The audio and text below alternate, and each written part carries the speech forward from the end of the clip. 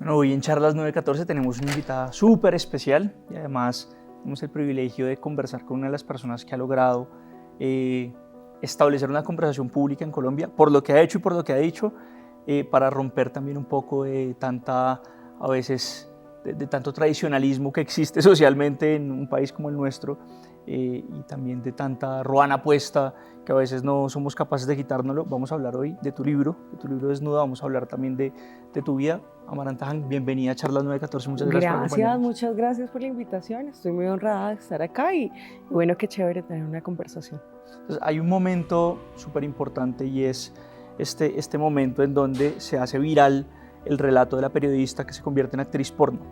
Pero mucho antes de ese relato tienes toda una carrera periodística, habías escrito además una crónica que molestó mucho a la sociedad más tradicional cucuteña. Quisiera hablar de tus primeros años, de cómo fue tu vida antes de llegar al periodismo. Extiéndete lo que quieras, por favor. El 4 de septiembre de 1992, no mentiras. Bueno, yo nací en Cúcuta, me crié en un municipio que se llama Villa del Rosario, norte de Santander, mucho más cerca de Venezuela que de Cúcuta. Y bueno, crecí al lado de todas las dinámicas fronterizas, me familiaricé con ellas desde que estaba muy pequeña y pues lamentablemente también con el conflicto armado que ocurría allí en zona de frontera. El municipio donde crecí es también el mismo municipio de los hornos crematorios del paramilitarismo de tantos años. Y pues bueno, crecí siendo parte de eso, ¿no? Siendo parte de esas dinámicas, sabiendo que la gente que estaba también a mi alrededor era parte de esas dinámicas que construían ese conflicto armado que ocurría lleno de la frontera. Y pues bueno, estudié en un colegio en Villa del Rosario y había un profe que me decía, usted debería estudiar comunicación social en algún momento. Yo escribía para un periódico que teníamos dentro del colegio a veces. Pues no era constante, eventualmente sacaban una edición del periódico del colegio y yo escribía eventualmente ahí, me ponían así de cierre en todo el final del periódico. Él me decía, estudie comunicación social en algún momento. Le hice caso, me gustaba, me llamaba bastante la atención. Y en medio de estas clases de comunicación social, que fueron una tortura para mí porque el proceso universitario fue muy difícil, terminaron finalmente echándome de la universidad. Pero en una clase que se llamaba Filosofía de la Comunicación, entendí que esa dinámica de la que yo era parte, que esa realidad de mi barrio, de que mataran personas en la esquina de mi casa, en el andén de mi casa, en la cuadra que seguía, que todo eso tenía un nombre y que se llamaba conflicto armado. O sea, yo no lo entendía como eso, yo lo entendía como mi realidad y esto es todo, ¿cierto? Esto es lo que tenemos, esto es lo que hay, seguramente así es el resto del mundo.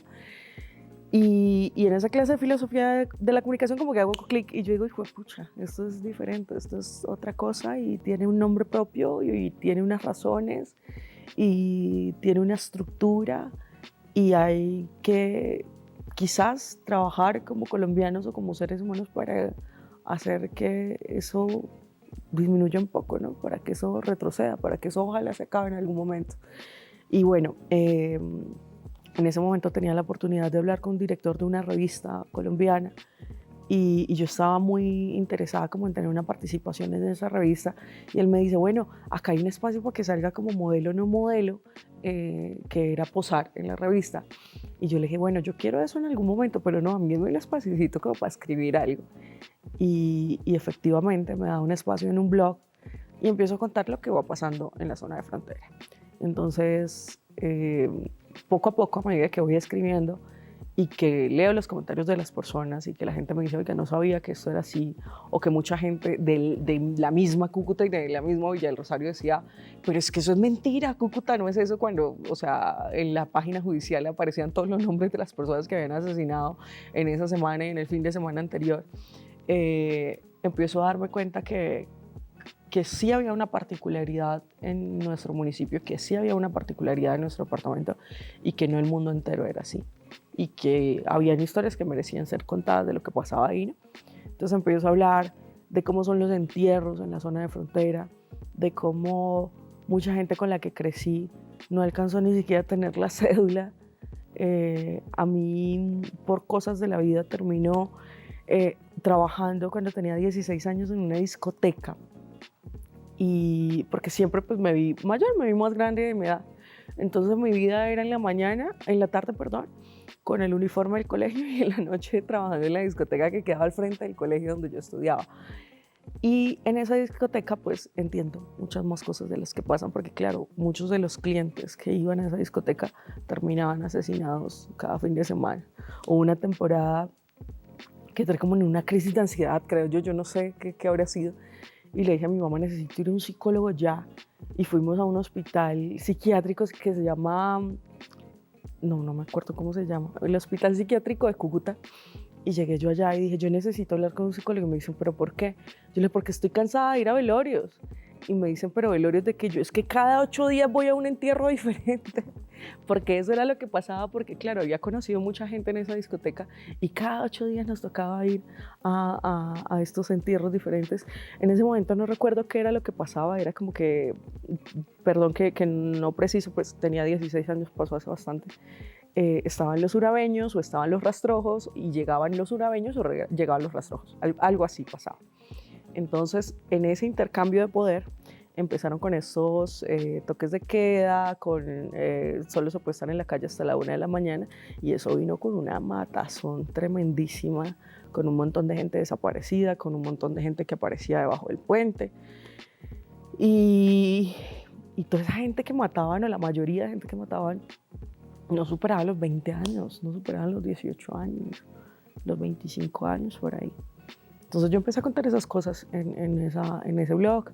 Ya luego me fui volviendo como un pequeño referente fronterizo para otros periodistas que venían de otros lugares, que venían de pronto de Europa, que venían de Argentina, que querían contar historias sobre la frontera. Entonces me buscaban y me decían, venga, colabórenos con esto. Ayúdenos a buscar fuentes, ayúdenos a explicar un poquito cómo funciona todo para poder hacer reportajes o crónicas o lo que sea. Y entonces empecé a hablar un poco más sobre eso.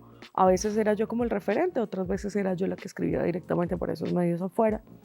De esa época me queda un librito que se llama Relatos de Frontera, que es un librito chiquitico, que cada letra y cada página la escribí llorando completamente porque recordaba todas esas historias. Y yo decía, ¿cómo era posible que viviéramos en eso? ¿Cómo era posible que eso que eso hiciera parte de nosotros? Incluso hay una historia que cuento empezando ese libro, y es que esos hornos crematorios, que fueron más de 850 personas que calcinaron ahí, vivas o muertas, porque ni siquiera se sabía, esos hornos crematorios mi papá los ayudó a arreglar, porque mi papá era albañil. Y bueno, en un pueblo no hay tantos albañiles, no hay tanta gente. Y entonces ahí lo buscaron y le dijeron, vamos, porque tiene que ayudarnos a hacer unas reparaciones allá en esa zona que se llama Juan Frío.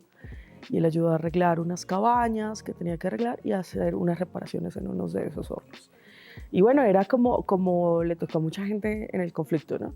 Yo creo que no había mucha oportunidad de decir, no voy, no, yo no quiero, me reservo mis ganas de ir a trabajar con ustedes.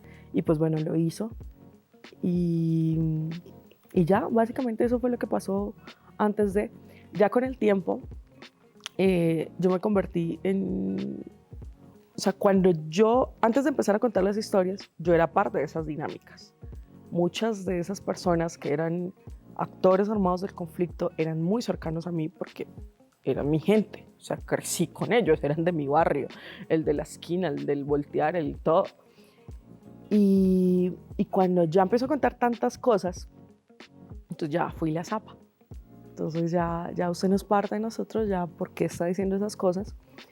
Y apenas escribo esa columna que se llama El Cucuteño Promedio,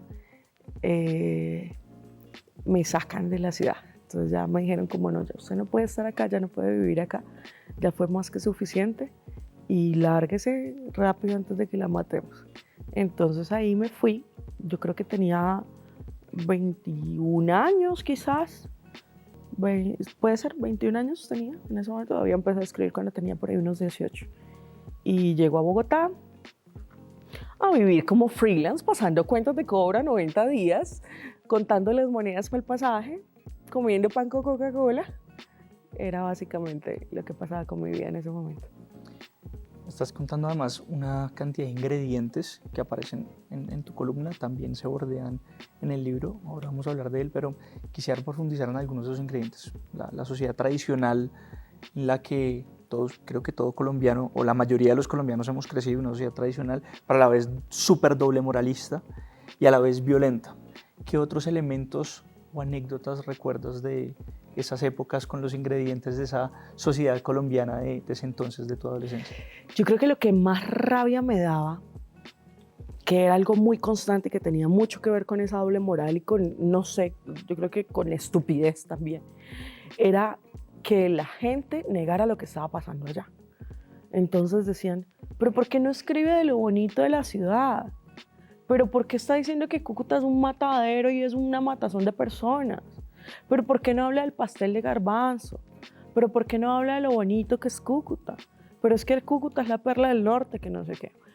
Y eso me pasaba incluso con muchos periodistas. Había muchos periodistas que me decían, pero usted, ¿por qué está escribiendo esas cosas? ¿Pero por qué siempre está diciendo que Cúcuta es muerte?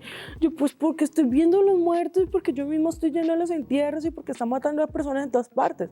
Entonces era como, estoy loca, entonces yo soy la única que está viendo los muertos. Entonces nadie más los está viendo. Entonces eso me daba muchísima rabia, eso me daba mucha rabia. A veces también era parte de algunos líderes de opinión que hacían parte de familias muy prestigiosas, muy raizales de Cúcuta, que quizás vivían en su burbuja, de su camioneta, de su conjunto cerrado y de ir a su oficina con aire acondicionado. Y eso era todo lo que hacían y no se untaban del pueblo y de lo que estaba pasando en la calle. Entonces, probablemente no les interesaba además. Sí. Porque hace parte de esa sociedad estamental además. Claro. Y muchos tenían también muchos intereses ahí detrás de todo lo que estaba pasando. O no sé si era que todo era tan fuerte, tan difícil y tan peligroso que hacer parte de esa burbuja era una forma de salvarse y también estaba bien. Y bueno, eso fue lo que más me daba rabia que pasara con todo eso. Eso me imputaba sobremanera. Y mira que durante mucho tiempo cuando yo regresaba a Villa del Rosario, después de que ya me habían sacado, ya hubo un tiempo que hubo una matazón impresionante y básicamente las personas que me habían sacado del pueblo y de Cúcuta pues ya no estaban. Ya las habían matado hacía muchísimo tiempo y yo dije, puedo volver. Y entonces empecé a ir eventualmente. ¿Y sabes cómo me enteraba yo de las cosas? Yendo al cementerio. Entonces yo me iba al cementerio y yo empezaba tumba por tumba. Ah, mira, mataron a este muchacho. Ah, este es el hijo de no sé qué. Ah, sí, mira. Ah, este es el hijo de no sé qué. Y así me enteraba también de muchas cosas, sobre todo del pueblo, del Rosario. Tienes una semilla de aprendizaje, me parece una nota porque tiene pues muchísimo que ver con lo que vas a hacer posteriormente, no solo cuando empiezas a ser actriz porno, sino la carrera de periodismo, lo que sigue después en Bogotá. O sea, hay una constante pelea frente a la doble moral, frente a la mentira, frente a lo que la gente no habla, lo que la gente se niega a hablar, no se lo permite. Me parece que eso es súper interesante como un denominador de tu biografía. ¿Qué pasa entonces desde Bogotá? Llegas acá, pan, gaseosa, ¿cómo es la historia aquí en Bogotá? Ay, no sé, yo siento que, bueno, mi psicóloga dice que es que yo no me adapto a las dinámicas sociales. Y a mí no me habían dicho que el mundo era una mierda llena de mentiras. Entonces, bueno, llegué a trabajar en editoriales. En ese momento trabajaba para Alfaguara, hacía cositas, hacía cosas como freelance, editaba textos, editaba un par de libros, seguía escribiendo artículos como para un par de revistas. Y bueno, me encuentro también con el tremendo machismo del sector editorial. Lo que pasa es que yo fui muy idealista y yo fui muy ilusa y yo creo que aún me quedan un poquito de cositas de ese idealismo. Y fue que yo dije, bueno, estoy en una dinámica de mierda, ¿no? Conflicto armado, muerte, todo lo malo. Voy a entrar a otro mundo que es el sector editorial, donde hay periodistas, donde todo. Este sector es bueno. O sea, para mí la gente mala era allá.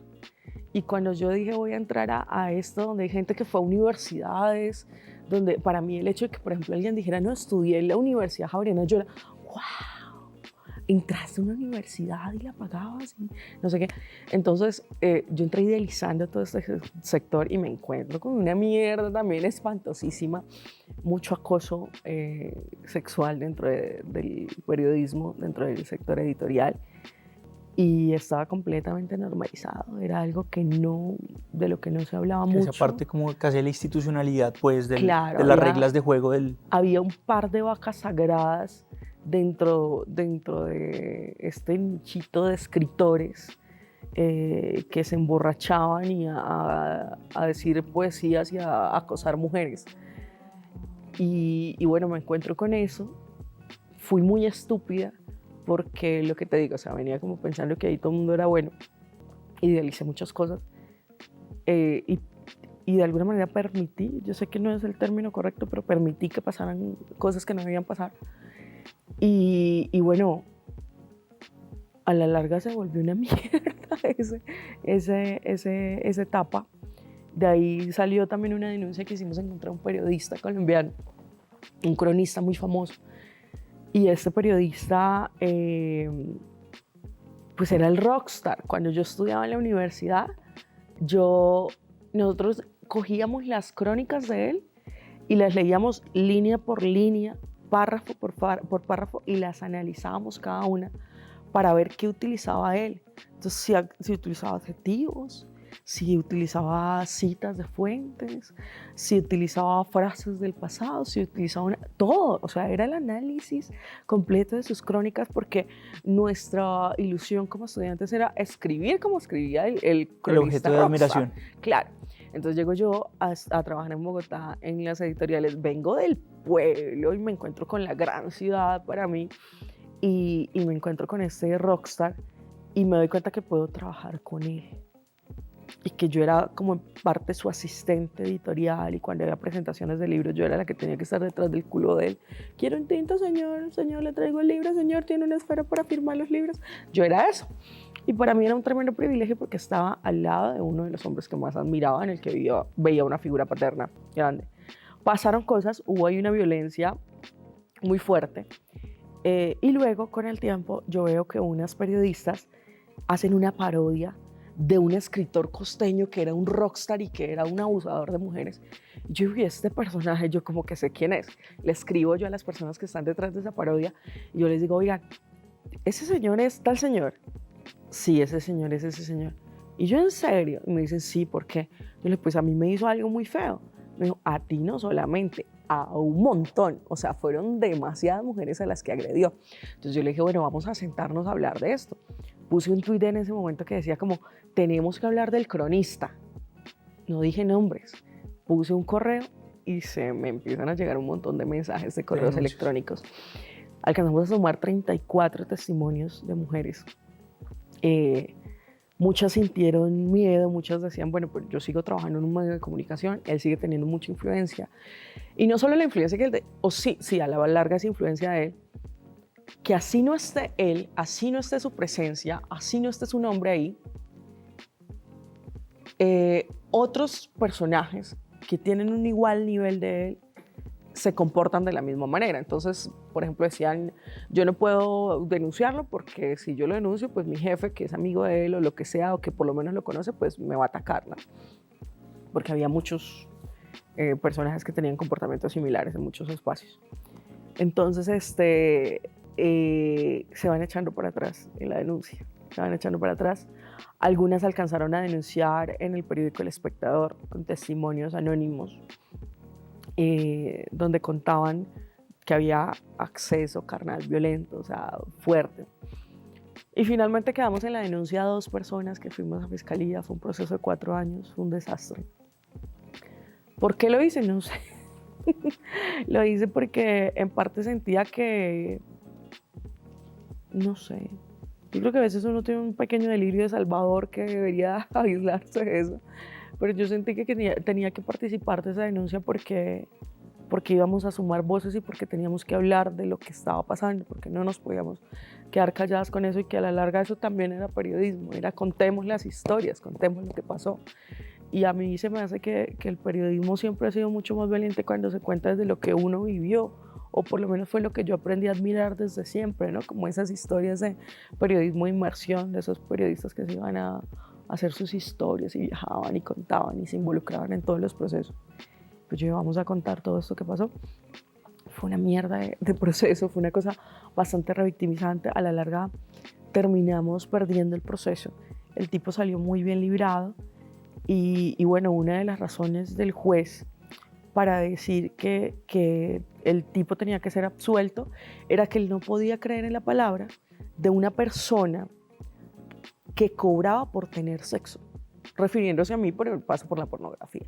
Entonces en eso quedó el proceso. Actualmente, pues hace no muy poco se dio el fallo. Y bueno, vamos a apelar, la misma fiscalía va a apelar, el Ministerio Público va a apelar, vamos a apelar todos. Y fue muy frustrante saber que ante la fiscalía habíamos quedado como unas mentirosas, no como unas mentirosas, sino como no hay pruebas suficientes para corroborar, ¿no? Y además, una opinión cuestionable de una mujer que se ha pelotado en público contra un gran maestro, escritor, rockstar que se ha ganado premios internacionales. Pero logramos que la gente, que el pueblo dijera, sí, eso es verdad. ¿Por qué? Porque a mí también me pasó, porque yo lo vi haciendo cosas. Una periodista muy importante, una escritora colombiana muy importante, que es de ese combo que dicen que yo no escribo y que no les simpatizo, escribió una columna diciendo, efectivamente ese hombre es un abusador. Y me pareció tan grato que una mujer que ni me quiere, que puede ser que le fastidio, de un combo intocable de la intelectualidad colombiana, diga, sí, efectivamente las denuncias son ciertas. Entonces, por lo menos ganamos ante la opinión pública y por lo menos sabemos que si ese tipo va a un evento público, si es que lo contratan, las personas que se van a acercar a él, las mujeres, las estudiantes, las periodistas jóvenes, van a saber qué clase de tipo es y es muy probable que no vayan a caer en lo que nos hizo a muchísimas mujeres. Está supremamente normalizada una cantidad de prácticas en todos estos sectores que, bueno, además hace parte de este machismo estructural en donde a los hombres nos educan de una manera, a las mujeres también se les educa de cierta manera para aceptar prácticas de dominación, prácticas de sumisión, prácticas de una cantidad de cosas, pero además que se normaliza en una sociedad súper doble moralista, donde pasan una cantidad de cosas. En ese ejercicio, no solo periodístico, sino dentro de la industria porno, ¿cómo más viviste esa institución machista? ¿Qué prácticas, qué momentos así encontraste difíciles en donde, no sé, pudiste haber pensado, esto es una cosa un poco más grande y más compleja y más difícil de transformar de lo que uno a veces cree? O sea, desde la sinceridad y hacer las cosas honestamente, uno se da cuenta que de alguna forma como que permea todas las capas de la sociedad. Pues bueno, no me gusta hacer una opinión generalizada de que el porno es negativo porque, o sea, el acto inmediato de dos o más personas teniendo relaciones sexuales o cualquier forma de sexo frente a una cámara, a mí me parece fabuloso, me parece divino. O sea, me parece que puede ser muy artístico si se quiere, si se le da un trato estético especial. Rompe precisamente con eso, con la doble moral, rompe, o sea, sí. te ayuda a que sea explícito allí. Y es liberador y puede ser delicioso. O sea, puede tener un montón de calificativos súper positivos y no sé, o sea, puede ser excitante de muchas formas, no solo genital.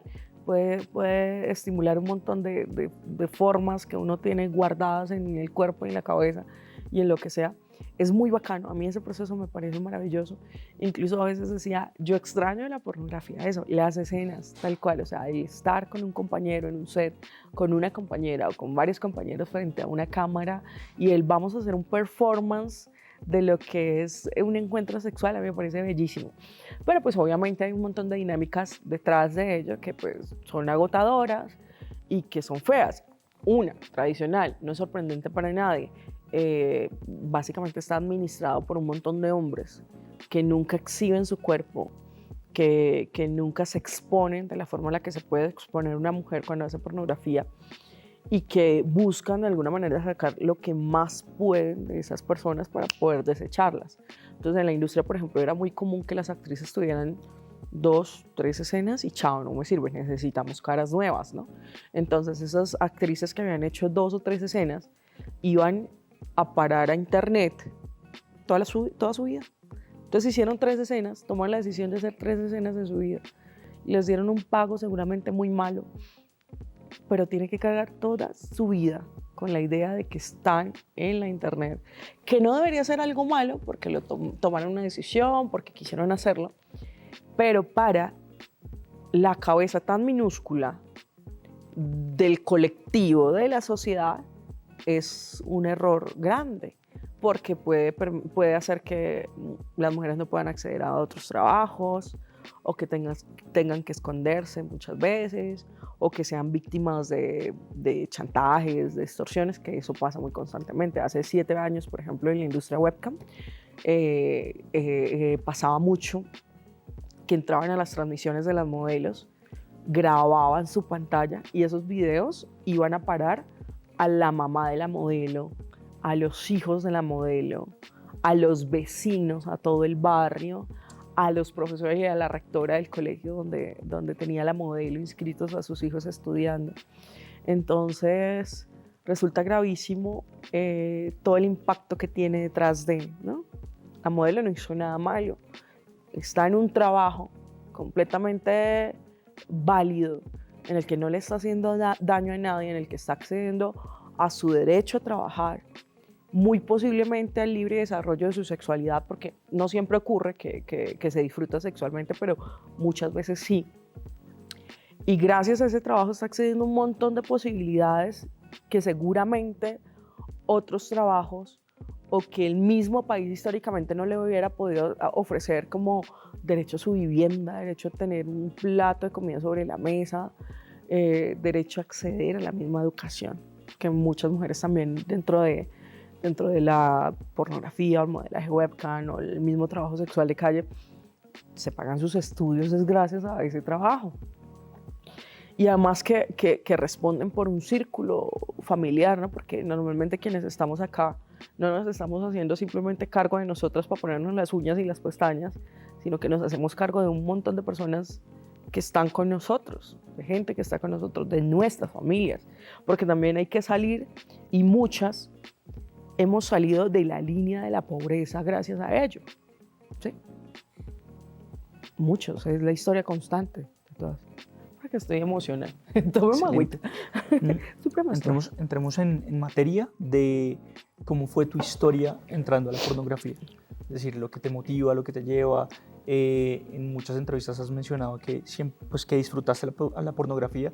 También has mencionado que de alguna forma fuiste privilegiada allí, pero en últimas muestras una cara distinta, tanto a la cara moralista como a la cara punitivista en torno a la pornografía. Sí. Y eso me parece bien interesante, entre otras cosas porque has mencionado que en la pornografía hay muchos mundos, no solo está el mundo de la pornografía explícita, esta que estereotipa además la relación sexual y que reproduce una cantidad de pedagogías del machismo además, ¿cierto? En donde el hombre siempre ocupó un rol, la mujer siempre ocupó un rol, sino una cantidad de cosas que pudiste vivir. Y en tu libro además hablas de una cosa que me parece súper interesante, que es la diferencia entre ciudades. Entonces, una ciudad en el porno es un mundo distinto. Entonces, viviste Barcelona, Praga, Budapest.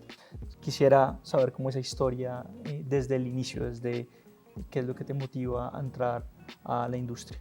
Bueno, cuando yo empecé la pornografía, pues en parte, o sea, había varias razones, ¿no? Una de ellas, lo económico, lo que yo te digo, yo llego de Cúcuta amenazada, me encuentro con puro trabajo freelance acá en Bogotá, no había podido terminar la universidad, entonces tampoco lo que me ofrecían laboralmente era muy estable. Y empiezo a caer en una depresión súper fuerte, estaba muy mal, no tenía nada, no tenía dinero, estaba viviendo tremendamente mal.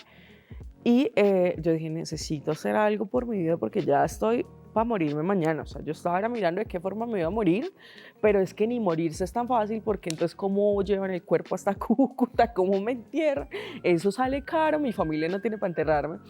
Entonces empiezo a decir, bueno, ¿qué es lo que voy a hacer? Yo voy a hacer pornografía.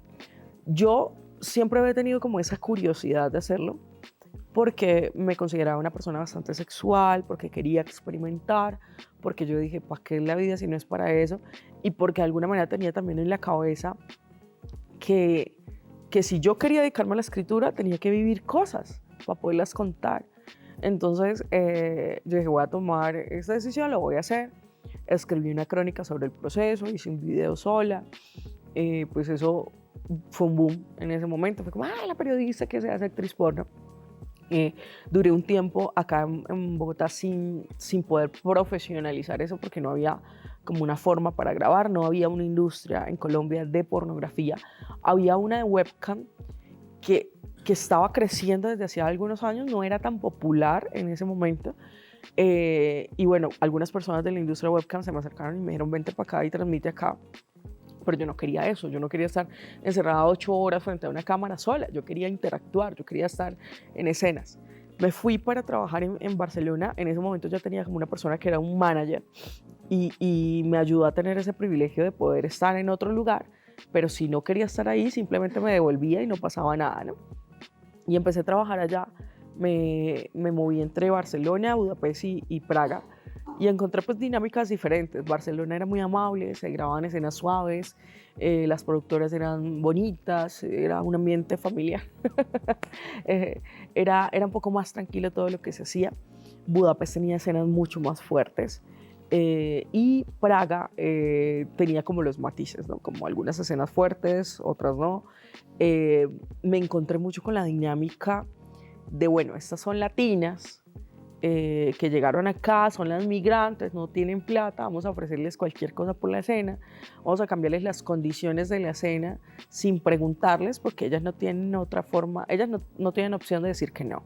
Si ellas dicen que no, pues no tienen plata para devolverse a Colombia, o si ellas dicen que no, automáticamente les cancelamos el resto de escenas que tengan con otras productoras, porque pues entre productores se hablaban, ¿no? Y decían, no, mira, esta actriz es muy problemática, mejor no la contrate, o esta no funcionó, o esta pidió más plata, entonces chao. Y yo, como tenía ese respaldo acá en Colombia, de ese manager que me dice, si algo no funciona y te quieres devolver, me avisas y compramos un pasaje y te devuelves inmediatamente. Eso me daba a mí un parte de tranquilidad. Y también sentía que tenía cierto respeto de parte de las productoras, porque ya me conocían un poco, porque esa historia de la periodista que se hacía actriz porno, pues le había dado la vuelta al mundo prácticamente. Entonces, cuando yo llegué a España, me di cuenta que allá me conocían y que estaban esperando para grabar. Entonces, me doy cuenta de eso, que a las latinas nos trataban mal, a mí me trataban mejor que las demás. Y pues yo dije, ya estoy acá y voy a hacerme respetar en este espacio. O sea, yo vine a grabar pornografía y yo vine a hacer las cosas bien. Y yo lo que quiero es estar frente a una cámara teniendo sexo bajo mis condiciones.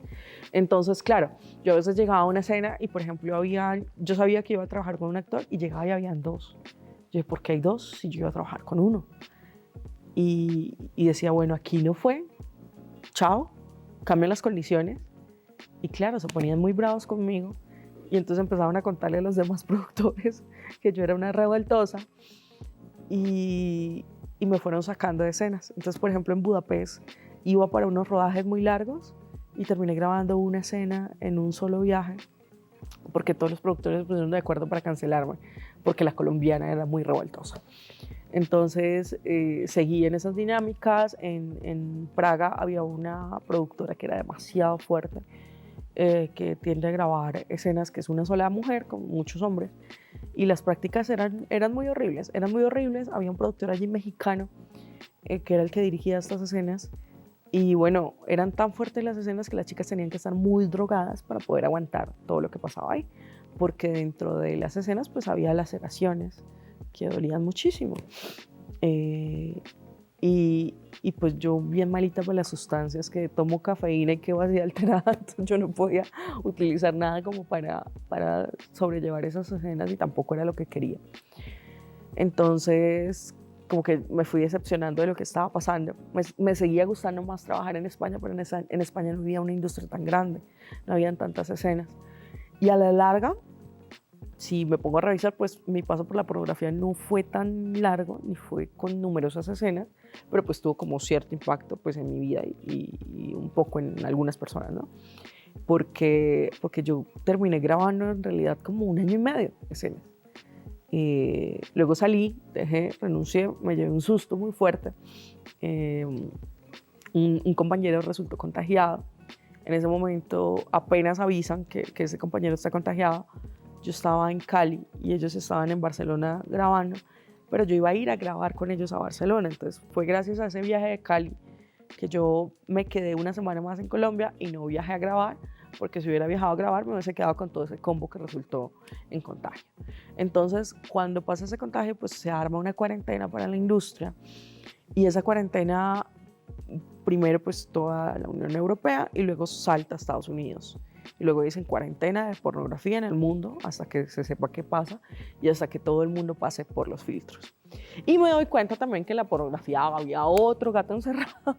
Entonces era que este compañero que había resultado contagiado, sabía desde hacía mucho tiempo que estaba contagiado, y muchas productoras le habían ocultado porque pues era una gran estrella y no querían que, o sea, no podían perder a su estrella si la gente sabía. Incluso se rumoró, eso sí ya fue un rumor, pero pues no se pudo hacer gran investigación porque además era allá, con las leyes de allá, que el laboratorio clínico donde íbamos también lo sabía y pues ocultaban las pruebas de lo que realmente tenía él en su sangre. Entonces yo dije, bueno, esto ya es un llamado, esto es una alerta. Yo creo que ya yo logré en la pornografía lo que quería hacer, y lo que quería hacer era básicamente tener una calidad de vida, no estar con pan con Coca-Cola y cuentas de cobro a 90 días, y tener espacio, o sea, que mi calidad de vida me permitiera tener tiempo para escribir.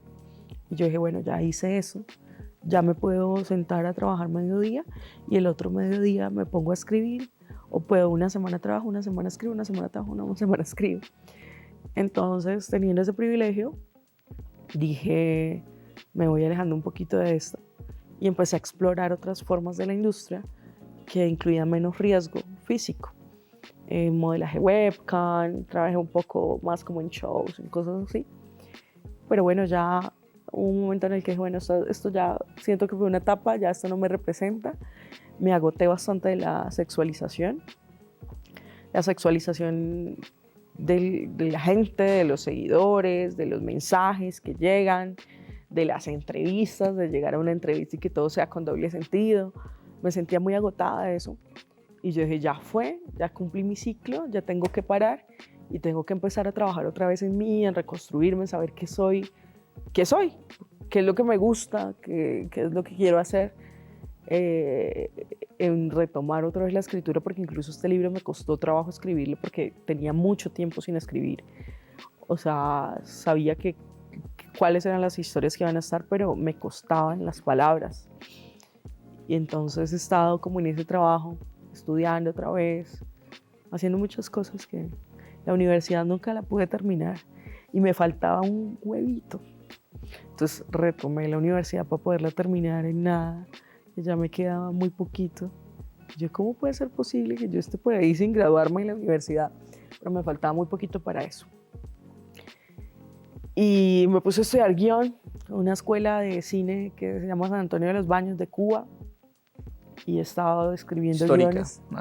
Histórica. Fue director Gabriel García Márquez. Sí, la escuela que le regaló Gabo a Cuba. Y ahí voy en el proceso. Tengo 2 perros, un gato, matas. Quisiera que me contabas fuera de cámaras los aprendizajes dentro de la industria pornográfica.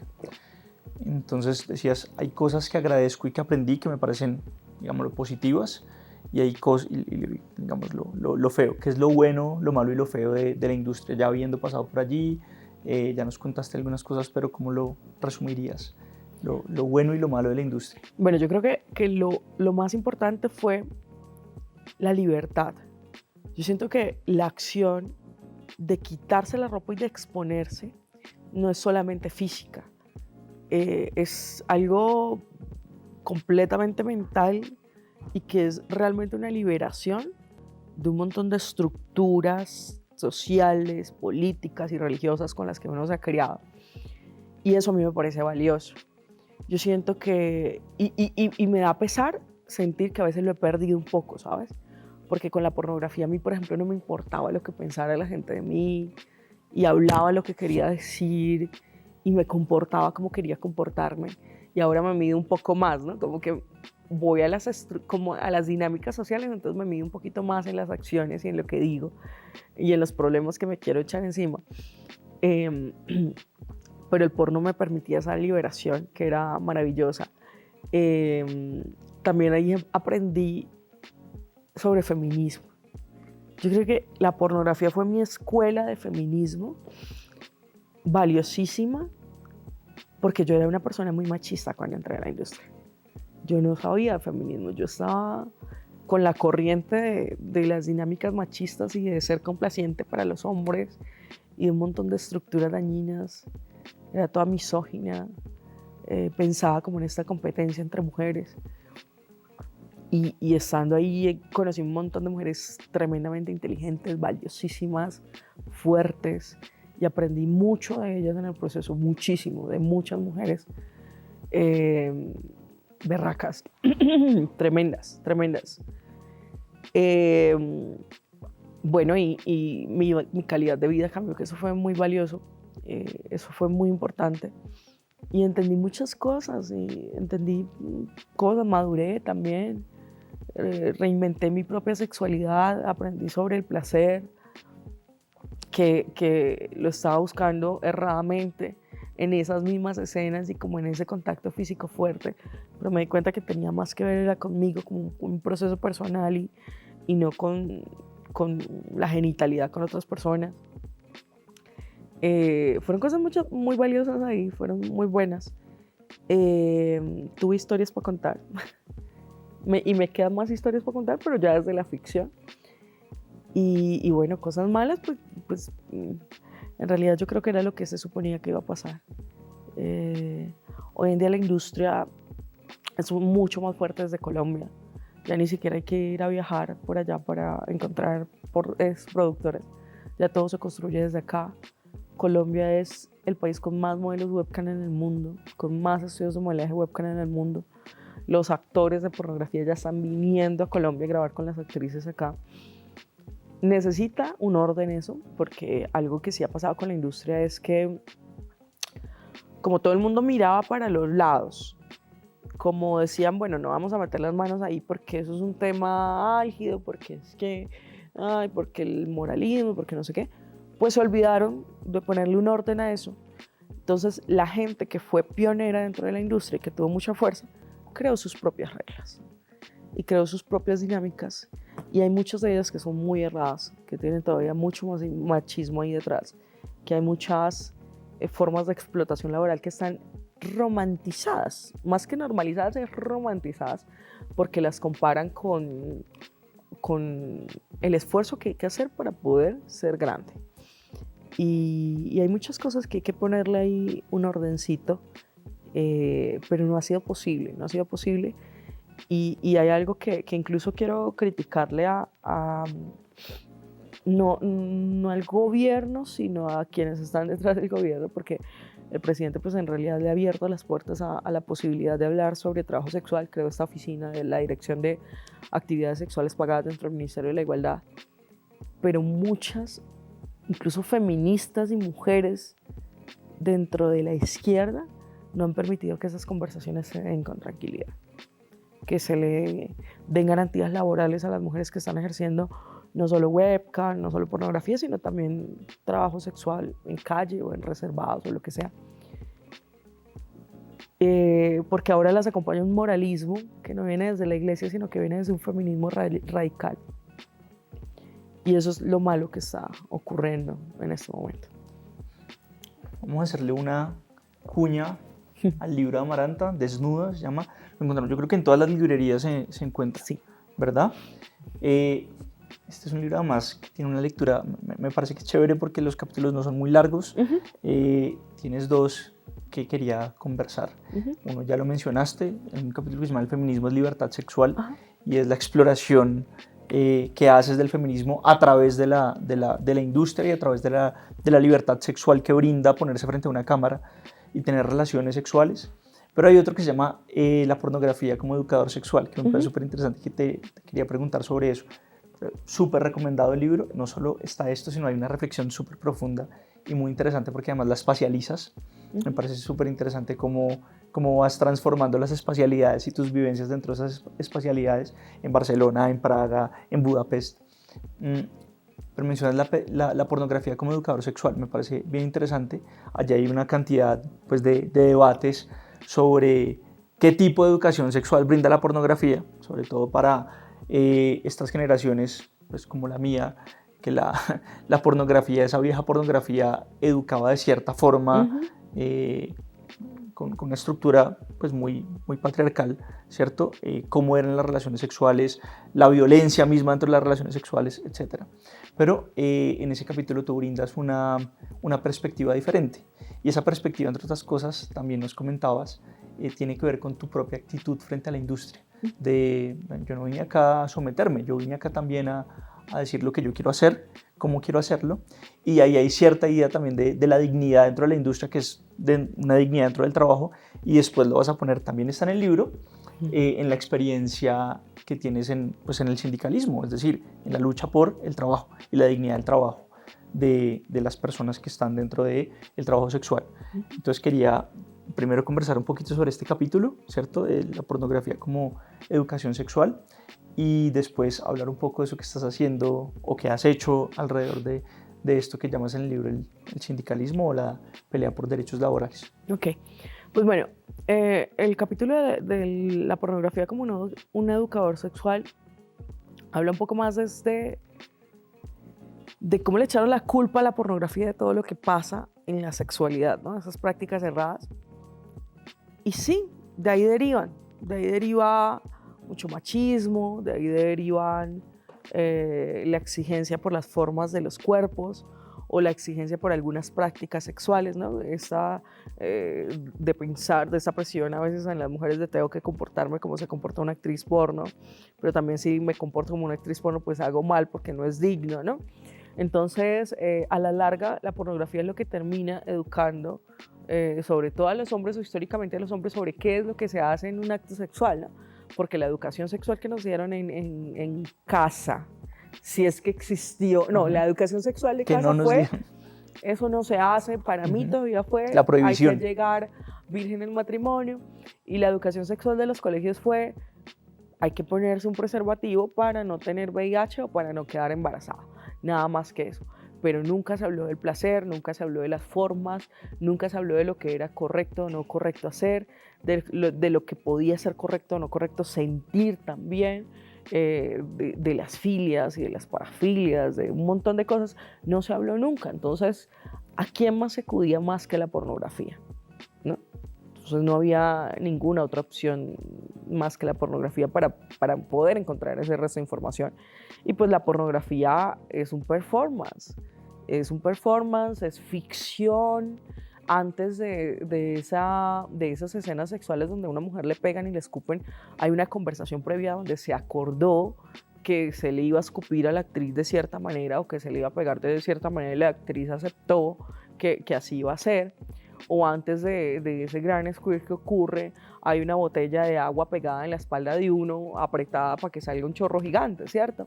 Entonces la gente, al ver que los actores están sin ropa, quizás asimilan que todo lo que ocurre ahí es lo que tiene que pasar en la cotidianidad, y pues así no es. De eso no se trata la sexualidad, ¿no? Afortunadamente hoy en día hay más información en la internet, hay más gente hablando sobre sexualidad, sobre las formas, sobre todo, pero yo creo que sigue habiendo esta desinformación que resulta un lavado de manos del sistema educativo y un lavado de manos de los padres de familia también, y me parece que no es correcto. Entonces todo se lo dejan a la pornografía, y la pornografía no es el mejor maestro para explicar lo que pasa y cómo debería pasar. Eso es básicamente lo que trata ese capítulo. Y pues bueno, lo de la lucha sindicalista y el feminismo, pues fue algo que surgió, no sé cómo terminé siendo sindicalista. Yo creo que iba en mí, no, pero bueno, ocurría lo que te decía hace un rato, y es que se empezaron a normalizar un montón de prácticas dentro de la industria, simplemente porque nadie miró para allá, ¿no? Entonces, personas, sobre todo hombres, empresarios, empezaron a decir qué era lo correcto y lo que no era correcto a un montón de mujeres, a cientos de miles de mujeres, a casi 300.000 mujeres. Empezaron a decirles qué era lo correcto, lo que había que hacer. Hombres que no han transmitido, hombres que no han hecho una película porno, hombres que no se han expuesto a lo que dice la gente, a que la familia de uno le deje de hablar por 2 o 3 años por lo que uno hizo, a hombres que no se han expuesto a eso, sino que están detrás dando órdenes de... Y empezaron a decir cómo tenía que funcionar todo. Y pues nosotros dijimos, hay que hacer algo con esto, ¿qué es lo que está pasando? O sea, ¿por qué se le está dando la voz a 20 gatos y no a las 300.000 que estamos acá? Y empezamos a trabajar un poco en eso. En el camino nos encontramos con el feminismo abolicionista, que ha sido un gran obstáculo en el proceso de tener derechos para las trabajadoras, porque se paran en una idea que dice el trabajo es violento y el trabajo sexualiza a las mujeres. Completamente válido. Puede ser muy violento. Y sexualiza a las mujeres, sí las sexualiza. Pero basadas en esas dos ideas, que también tienen otros matices, proponen acabar. Acabemos con el trabajo. Acabemos con la pornografía, acabemos con el trabajo sexual de calle, con el trabajo sexual en establecimientos, acabemos con el modelaje webcam. Y es, qué ridículo puede ser decir, acabemos con el trabajo de esas 300.000 personas o más de 300.000 personas. ¿Qué le ofrezco yo a esa persona? ¿Cómo le digo yo a esa persona que pudo salir de la pobreza, que pudo acceder a la educación, que pudo acceder a una vivienda digna, que es más digno ir a ser mesera, donde se va a ganar 20 o 30.000 pesos por día? ¿Cómo le digo yo a esa persona que pudo acceder a vivienda digna, a la educación, a su comida, a su libertad, que el trabajo que está haciendo no es digno y que es más digno ser una periodista freelance con los jefes que la están abusando? O sea, ¿cómo le puedo decir yo eso a gente? ¿Y cómo le puedo decir yo a todas esas personas tienen que dejar de hacer lo que están haciendo? ¿Dónde están las otras garantías? ¿Dónde están las garantías para las que sí quieren dejar ese trabajo? ¿Dónde está un trabajo digno? ¿Dónde están opciones para poder educarse, para poder, no sé, tener otros empleos o lo que sea? ¿Dónde está eso? ¿Y dónde está también el respeto por las personas que quieren estar ahí porque lo disfrutan mucho? Porque esa también es la verdad de muchas mujeres, de muchas personas en general. Porque quieren estar ahí y porque están convencidas de que les encanta lo que están haciendo. Y está bien, porque es su derecho, su libertad. Entonces nos encontramos con estas personas que no, que se paran en esa idea de no, eso es tremendamente violento, no, eso no sé qué. Acabemos con todo. Entonces, quienes no tienen voz dentro de esto, pobrecitas, una víctima manipulada por todos. Y quienes hemos tenido alguna voz o quienes nos hemos atrevido a hablar, victimaria. Mire, está apoyando a la explotación, está apoyando, no estamos apoyando la explotación, estamos con un trabajo que la vida nos llevó por ahí y con un trabajo que puede ser tremendamente digno y que pudiera ser digno si se regularizara, si le dieran si se organizara todo ese montón de cosas que hay por ahí sueltas, ¿cierto?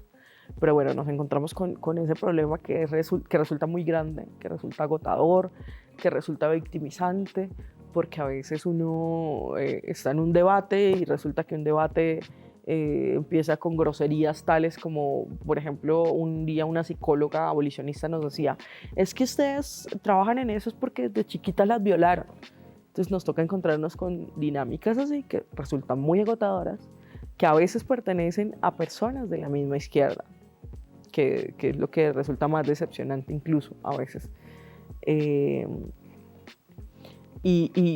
Ahí va. Yo he tenido que salir un poquito del sindicalismo porque a veces me sobrepasa. Yo dije, vengo cansadita de la vida. Desde muy chiquita estoy trabajando y metiéndome en problemas, necesito parar un momentico. Entonces llevo un par de meses medianamente sabáticos en los que estaba haciendo yoga, meditando, llorando, yendo a terapia, porque yo digo, necesito fuerza para poder seguir con lo que viene detrás de. Y pues para continuar con la escritura, que es realmente lo que yo quiero hacer. Y el proceso sindicalista pues resulta bastante frustrante. Es agotador pelear todo el tiempo ahí. Requiere bastante tiempo. Y es agotador a veces lograr construir algo, sentir que se está avanzando y que de repente llegue alguien con un discurso populista, frustrar y acabar con todo lo que uno ha construido y a lo que uno le ha dedicado tiempo. Entonces, y tiempo de verdad, porque a uno le nace, porque le imputa saber que eso estaba pasando así y uno quiere que pase de otra manera. Y ya. Un dolor profundo de tu vida, dolor, una tristeza profunda en tu vida. Ay, no. No, dolor profundo no.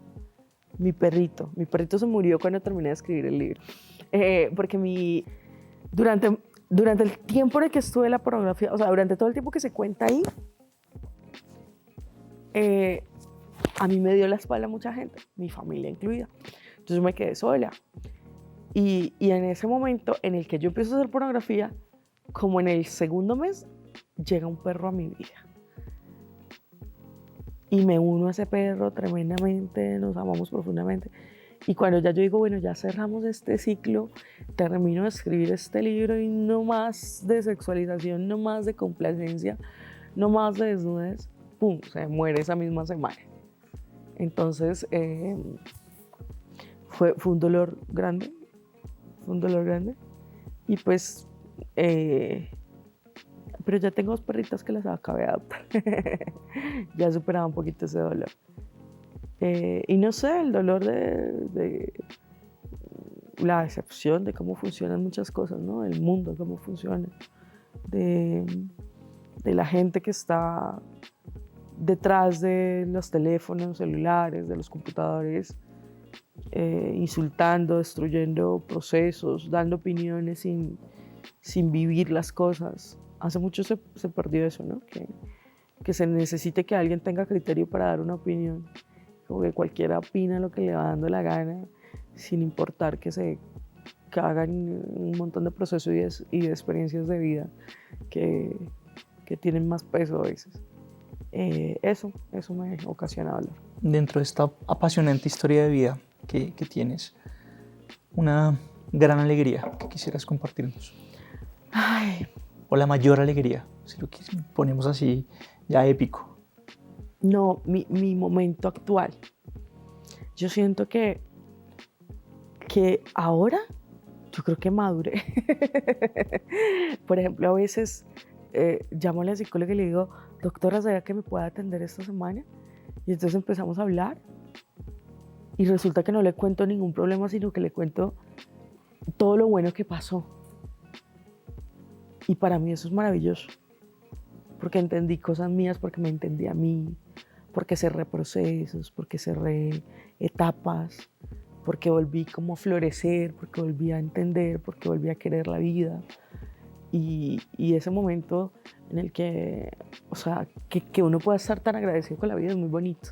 Yo siento que es como el momento de más alegría, porque yo soy de las que yo me siento en un café, me tomo un tinto y digo, qué belleza de vida tengo.